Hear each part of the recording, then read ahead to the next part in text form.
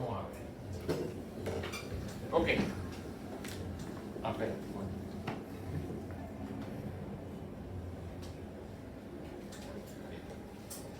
Vamos a la obstrucción intestinal en recién nacidos. Pero todos los síntomas y todo lo que presentan las obstrucciones intestinales son los mismos síntomas, no importa la edad del paciente. ¿Ok? Cuando está obstruido, está obstruido. Y cuando está obstruido va a tener una sintomatología que se va a ver a cualquier edad. Pero hoy vamos a concentrarnos específicamente en los recién nacidos. ¿Ok? Entonces, ¿qué es una obstrucción intestinal? Pues la obstrucción del paso del material intestinal a través de él o a través de este mismo, ¿no? Bien, entonces, del 3 al 5% de los recién nacidos van a nacer con malformaciones congénitas, ya sea cardíacas, cerebrales, médula, abdomen, tórax, etc. ¿Ok? Y uno de los principales objetivos de esto es que la primera exploración física es detectar las anomalías. Por eso les dije en clases anteriores, no sé, porque ya no sé ni qué le digo a usted ni qué le digo a los otros, que hay que examinar a los pacientes. Hay que examinar recién nacidos cuando nacen. Especialmente, por ejemplo, las malformaciones anorrectales, abrir la piernita y mirar el culito, porque no se lo ven. ¿Ok? Eso es importante, hay que examinar a los pacientes. ¿Ok? Es una causa importante de muerte fetal y neonatal, también de enfermedades agudas y de morbilidad a largo plazo. ¿En qué tipo de pacientes vamos a tener o debemos sospechar malformaciones del tubo digestivo? 1. Hijos de madres diabéticas, ¿ok? Niños que durante su embarazo las mamás cursan con polidramios, ¿ok? ¿Qué es esto? Que tiene mucho líquido dentro de su útero. ¿Y por qué pasa eso? A ver, ¿por qué vamos a sospechar que puede tener un problema gastrointestinal si tiene polidramios? Porque debería tragar líquido amniótico. Exactamente. Entonces, como no lo traga o se estanca en algún lugar, pues hay más cantidad. Algunas otras malformaciones congénitas y los niños que son macrosómicos. ¿Cuáles son los niños macrosómicos? En estos días hablamos de uno de estos síndromes, que tiene macroglosia, que tiene... Síndrome de Down. ¿Ah? ¿Cómo se llama el síndrome? Síndrome de Down. A ver. Ah, no prestaron atención. Se llama el síndrome de Beckwith-Wiedemann. Okay. Entonces, estos pacientes van a tener la famosa asociación Bacter o Bacterel, malformaciones cardíacas y síndrome de Down. La mayoría de los niños con síndrome de Down que tienen síntomas intestinales tienen atresia de intestino, especialmente atresia de duodeno. Bien, ¿cuál es la etiología? Vamos a tener la etiología mecánica y la etiología funcional. ¿Ok? La mecánica es cuando hay una atresia, lógicamente no hay comunicación, hay obstrucción. Estenosis, pues está más chico, tampoco va a pasar. Los hillos meconiales, las malformaciones anorrectales y las duplicaciones intestinales también. Hay pacientes con duplicaciones intestinales que no nos permiten a veces, que no permite que todo el material pueda cursar o pasar sin ningún problema. Les contaba a los compañeros de ustedes ahorita, tuve un paciente hace unos años con una difalia. La difalia es una duplicación tanto del intestino como de la vía urinaria como de los genitales. Entonces este niño tenía 2 penes, 2 anos, 2 vejigas y dos sistemas urinarios completamente independientes. Tenía 2 colon completamente independientes. A veces hacía por un ano, a veces hacía por el otro. A veces hacía por los dos. A veces orinaba por uno, a veces orinaba por el otro. Entonces, lo único que no, tengo todo documentado, fotos, todo, excepto el tránsito intestinal que lo íbamos a hacer. La mamá lamentablemente no tenía trabajo en esos días y entonces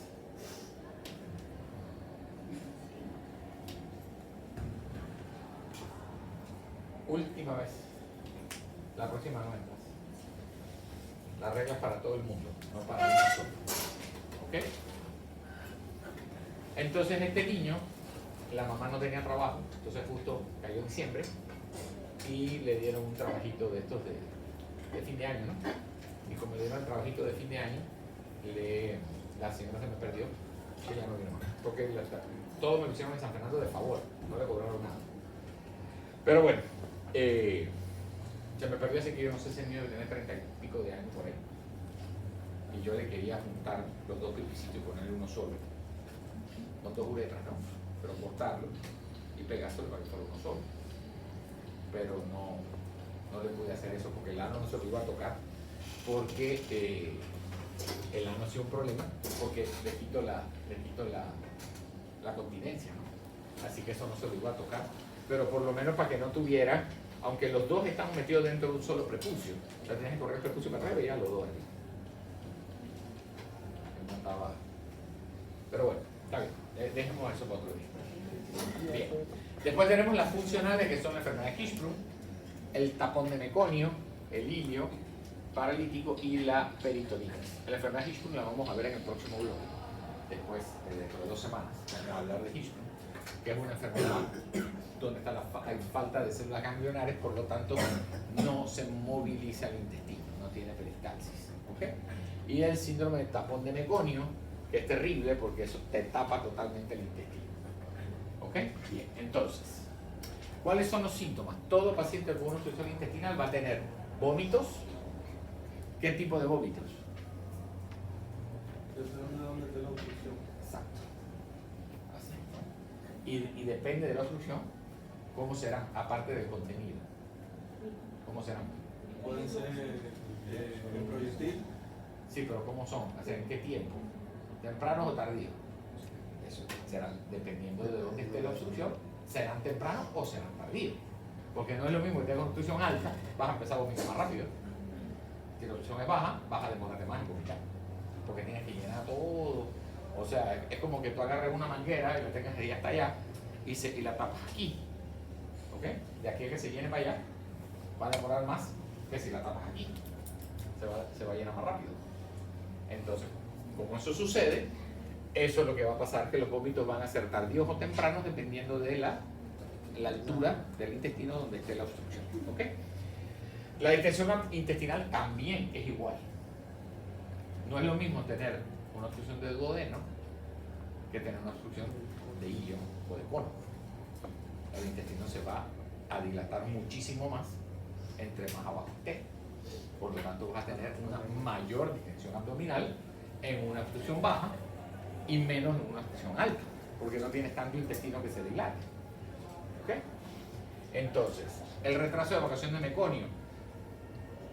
En niños más grandes no hablamos de retraso de evacuación de meconio en una obstrucción intestinal, pero aquí estamos hablando de bebés, por lo tanto sí lo vamos a tomar en cuenta. Entonces, ¿se retrasa o no se retrasa? Eso va a depender también de la altura de la obstrucción.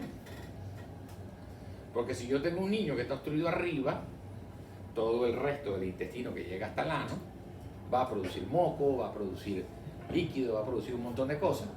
Así que el niño va a evacuar. Menos en eco. Sin embargo, si está abajo, tiene un intestino muy corto, lo que le queda, y eso probablemente no va a producir nada, así que el niño no va a evacuar. O sea, o su primera evacuación va a estar muy retardada o no va a tener. ¿Ok? Sin embargo, si es alta, eso no va a pasar. O no debería pasar. Bien, entonces, este cuadrito resume más o menos lo que yo acabo de decir. ¿Ok? Los vómitos, cuando es una obstrucción alta, serán precoces, o sea, serán muy tempranos. Y pueden ser biliosos o no biliosos. ¿Y por qué pueden ser biliosos o no biliosos? ¿Qué tipo de patología tenemos que pensar? Si son no biliosos. En la hipertrofia. De pelo, sí. Sí, también. ¿Qué más? Puede tener una obstrucción duodenal. ¿Sí o no? Pero saldrían biliosas, ¿no? Sí, Y si la obstrucción está antes de la ampolla de váter, No bilioso. entonces sí puede tener una obstrucción de duodeno. Entonces las preampulares van a tener vómitos no biliosos. por eso que pueden ser biliosos o no biliosos. Y en la alta van a aparecer los vómitos tardíos, porque va a demorar más en regresar. Y entonces estos sí van a venir biliosos o van a venir meconiales. Meconiales porque estamos hablando de bebés.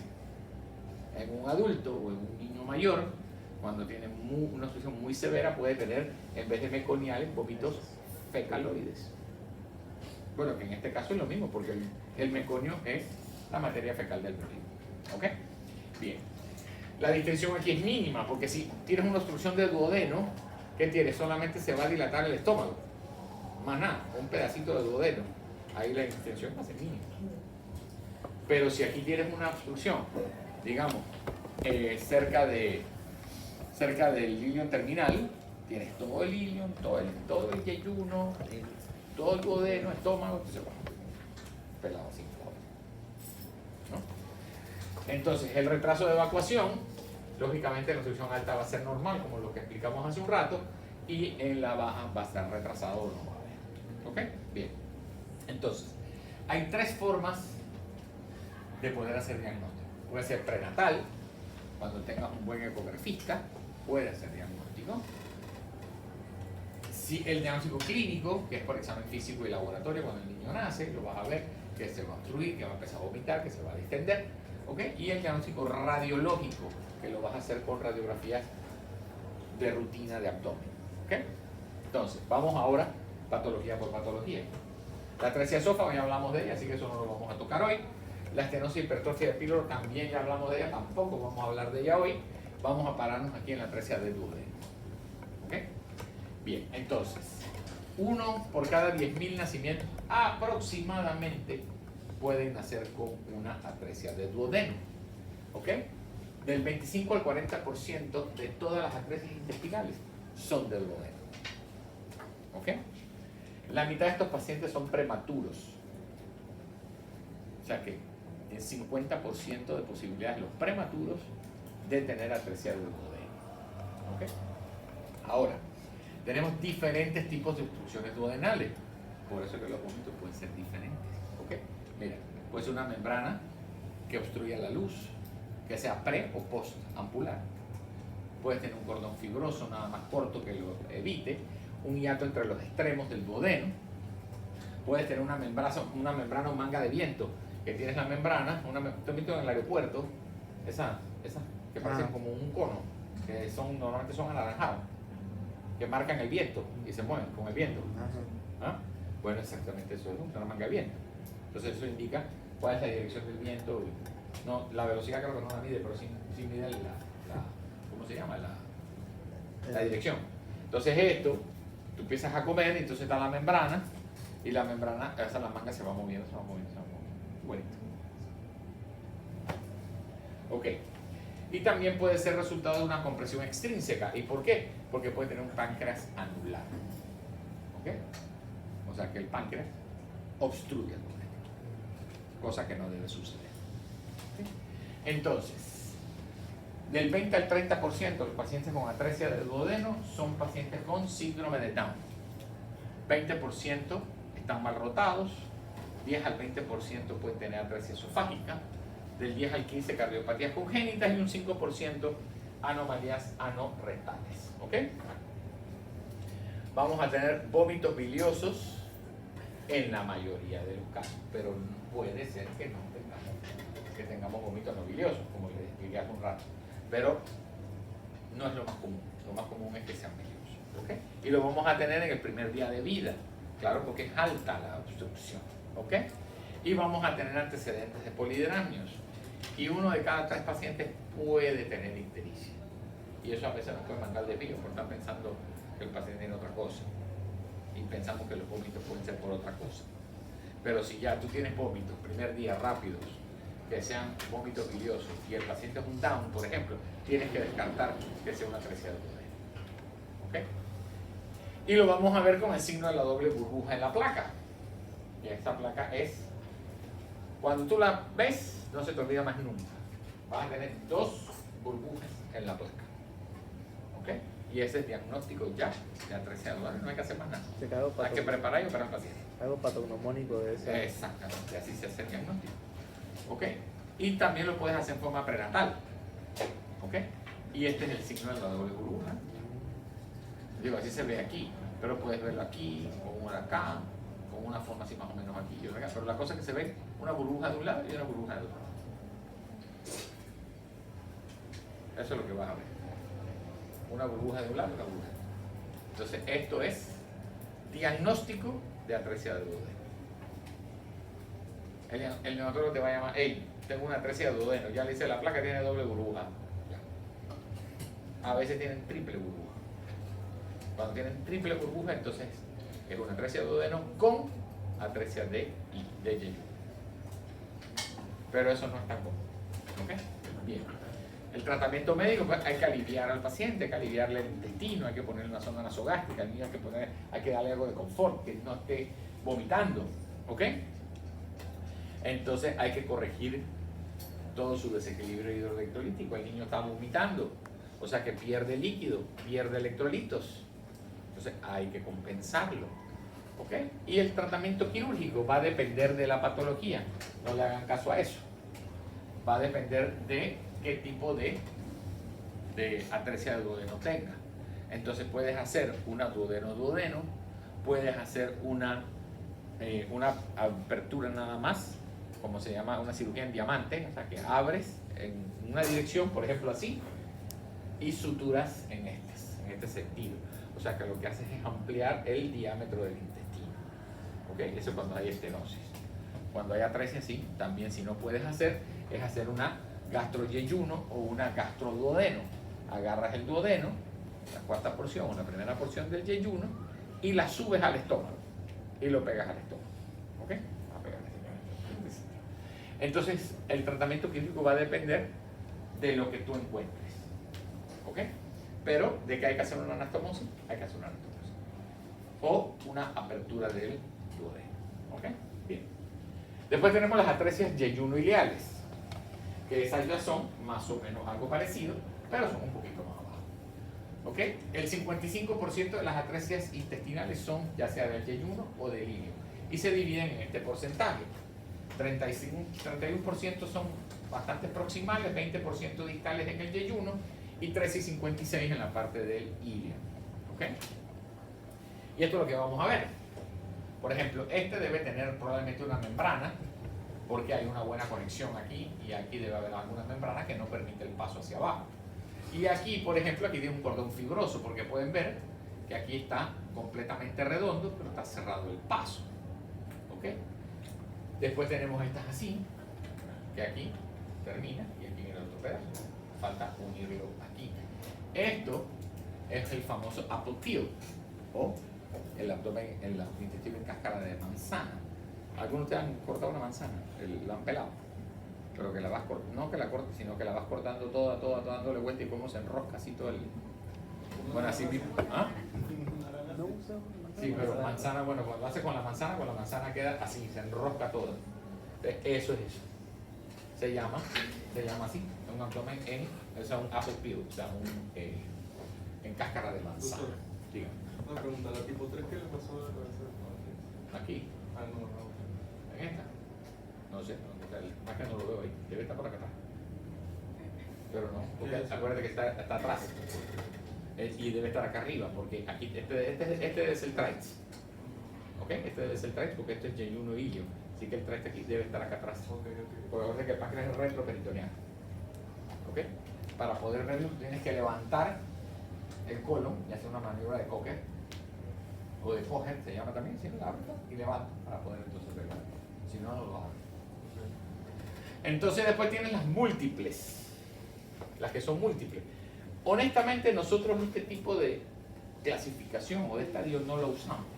Entonces simplemente describimos lo que encontramos. ¿Ok? Entonces, por ejemplo, yo no voy a poner, este es una tipo 3B, es un apple peel, no, yo pongo, encontramos un abdomen en cáscara de manzana, punto, ya. Entonces, en este, por ejemplo, que tiene un montón, tiene aquí, tiene aquí, tiene aquí, tiene aquí, él tiene varias, 1, 2, 3, 4, 5, 6, un montón. ¿Qué hacemos con esto? ¿Qué creen que hacemos con esto? Son las famosas. ¿Ah? Se anastomosa entre ellas, no sé. Se conecta con. Tienes que hacer una anastomosis, sí, correcto. Pero no puedes hacer todo eso. Tienes que hacer, si tú haces eso, tienes que hacer una anastomosis aquí, una aquí, una aquí, una aquí y otra acá. Y otra aquí. Entonces son 1, 2, 3, 4, 5, 6, 7, 8. ¿Tú sabes lo que es 8 anastomosis dentro de un abdomen? ¿Estás loco? Si para meterse un tiro. No. Te ¿Cuánto va a traer tiempo? mucho problema eso. ¿Y cuánto tiempo? No, eso lo que hace es que te vuelas todo este pedazo de aquí te lo vuelas.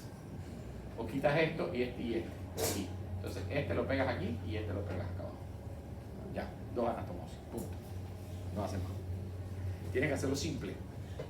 Entre más haces, Más peor. complicaciones. Menos es más en estos casos. ¿Ok? Más es menos y menos es más. Porque entre más anastomosis haces, más posibilidades tienes de tener complicaciones. De tener fugas, de tener... O sea, ya de por sí cuando haces una anastomosis te vas tranquilo porque sabes que le hiciste bien. Bueno, hay veces que sale que le hiciste bien y hay veces que sale medio liado, ¿no? Pero sabes que cerraste tu intestino. ¿Ok? Entonces, ¿qué pasa cuando haces tantas anastomosis? Tú no estás full seguro de que todas quedaron completamente selladas. Entonces tú, en ese caso, nada más tratas de hacer la menor cantidad de anastomosis posible. Porque ya está probado que entre menos haces, Es más. entre más, sí, es más, porque menos complicaciones vas a tener, ¿no? Ok. Entonces, 25% van a tener polidramio, 1/3 de los lactantes van a ser prematuros, tienen síntomas casi desde el primer día, pero eso va a depender de la altura. ¿Ok? Entre más alto en el yeyuno esté, más rápido los síntomas, entre más bajo esté en el ilion, un poco más tardío van a ser los síntomas. ¿Ok? Va a haber distensión abdominal y si es baja, va a tener una distensión abdominal importante. ¿Ok? Entonces, vamos a tener vómitos teñidos con bilis, puede haber aspiración de estómago. 60 al 75% no consigue pasar meconio. Claro, porque si es muy baja, no va a sacar nada. Porque es un poco intestino, ¿no? ¿Ok? Y entonces un 20 a un 30% puede tener ictericia. Como les dije a tu otro compañero, esto te puede mandar de vivo, porque puede estar pensando que el problema es hepático y que está causando todo esto y no te haga pensar en que pasa en una atresia de intestino. ¿Ok? Bien. Las radiografías de abdomen, pues vas a encontrar asas dilatadas y en el recto no vas a encontrar gas. Siempre que evalúen una placa de abdomen, siempre tienen que mirar el recto. Hay que mirar el recto para si hay gas. Si no hay aire en el recto, quiere decir que no está llegando ahí abajo. ¿Ok? Eso es muy importante. Entonces, por ejemplo, esta placa es malísima, pero por lo menos dice lo que yo quiero.